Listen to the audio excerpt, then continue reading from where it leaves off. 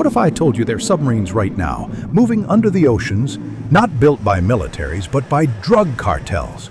Machines so advanced they can cross entire oceans without a single person on board.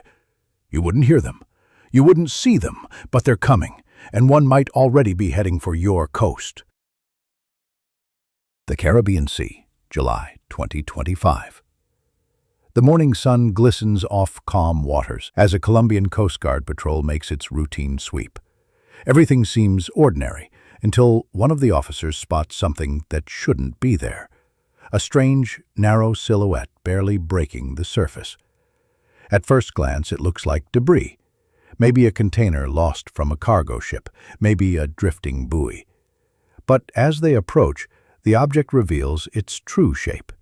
It's not floating. It's moving, slowly, deliberately, like something alive, except there's no sign of life, no flag, no nameplate, no sound, except the quiet churn of an engine buried deep inside.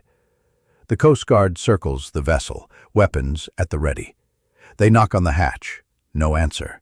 They force it open, and inside they find something that freezes them in place. No crew, no personal belongings, not even food or water.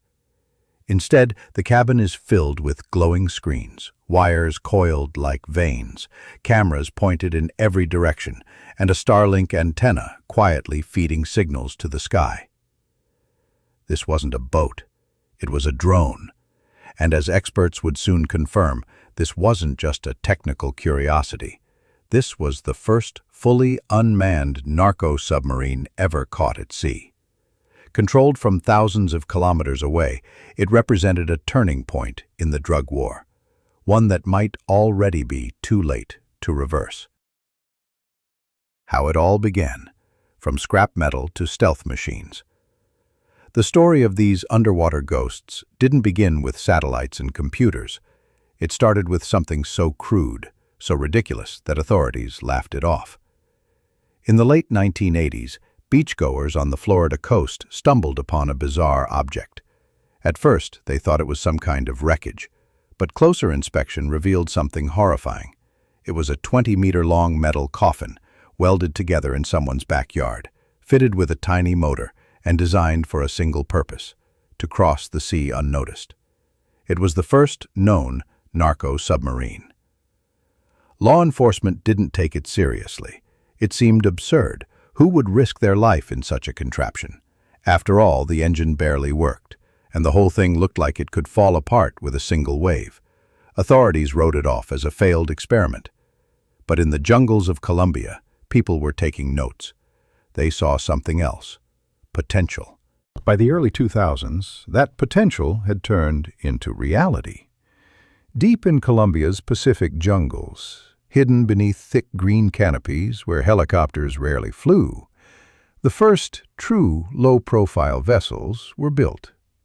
These weren't random experiments anymore. They were purpose-built machines designed to slip beneath the radar, literally.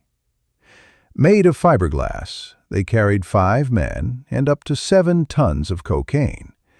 The living conditions were unimaginable. The crew slept on top of the cargo, sweating in the stifling heat, breathing air through a hole no bigger than a fist. There was no room to stand, barely room to move, and no promise of survival if something went wrong. They called them floating coffins, and yet they kept building them. Why? Because each one cost $500,000 to make, but could deliver $400 million worth of drugs. For the cartels, it wasn't a gamble. It was an investment.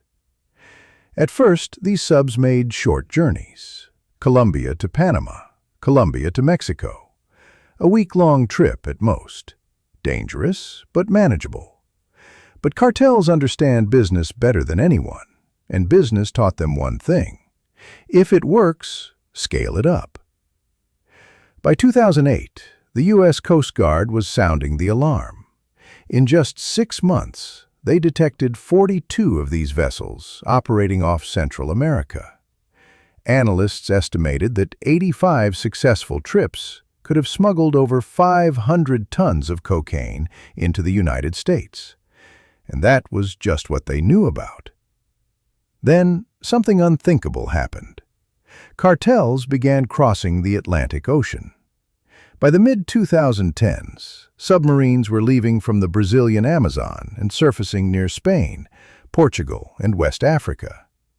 A 6,500-kilometer journey that took a month. In 2019, Spanish authorities intercepted one near Galicia after 27 days at sea. Inside were 3 men who looked like ghosts themselves, starved, dehydrated, and barely alive. But their cargo, worth $139 million. The vessel was a nightmare to behold. No proper wiring, an engine jammed into a metal cabinet, and no toilet. For a month, these men had relieved themselves in buckets, slept on bare metal, and prayed they wouldn't die. And yet, the sub had traveled halfway around the planet without being detected.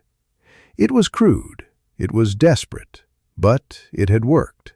And success, for the cartels, meant only one thing: evolution. Once the cartels realized what they could achieve, they began to innovate at a pace that stunned even military engineers. Submarines got bigger, faster, and smarter. They added ballast systems to fully submerge. They installed retractable snorkels equipped with cameras.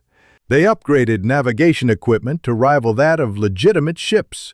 Some models could vanish completely beneath the waves, leaving only a thin air intake pipe above the surface, almost impossible to spot even with advanced radar. These new snorkel subs cost around $2 million to build and could carry 8 tons of cargo. They were no longer floating coffins. They were ghosts of the ocean. And they were winning. In fact, one staggering statistic still haunts naval officers today. Not a single snorkel sub has ever been intercepted in open water. They're only ever caught after unloading, usually by accident. And just when law enforcement thought it couldn't get worse, cartels unveiled their next masterpiece, the electric submarine. Discovered in 2020, deep in the Colombian jungle, this vessel ran on 10 tons of batteries and 2 silent motors, capable of moving 55 kilometers underwater without making a sound. It even had a towing ring, allowing it to hitch a ride across the ocean behind a larger ship before detaching near its destination. It was invisible. It was silent. It was unstoppable. Which brings us back to that strange blue boat in the Caribbean. This wasn't just another step forward. This was a leap. Developed by the Clan del Golfo, Colombia's largest drug cartel, this unmanned vessel was equipped with Starlink satellite control, high-definition cameras inside and out, and the ability to carry 1.5 tons of cocaine to any point on the planet. It didn't need a crew. It didn't need oxygen. It didn't need courage. From a laptop anywhere in the world, one operator could control a dozen vessels at once. If one got caught, no problem. 10 more would still make it through.